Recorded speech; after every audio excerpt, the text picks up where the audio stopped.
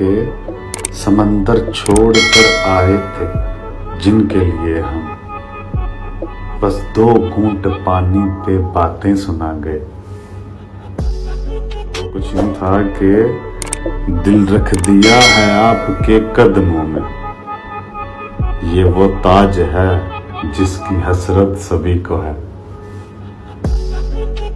तो मैंने गज़ल लिखी है कि जो जी रहा था तेरी याद में वो मर गया, तेरी यादों का जो था दरिया पार कर गया।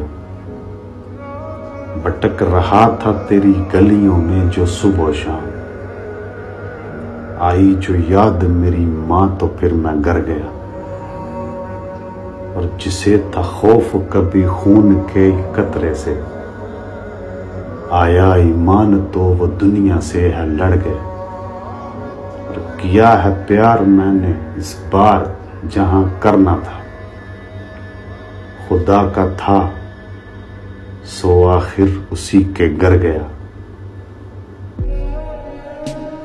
कि अपनी कहानी का इकलौता गवाह हूं मैं, बस मैं ही जानता हूं कि क्या हूं मैं।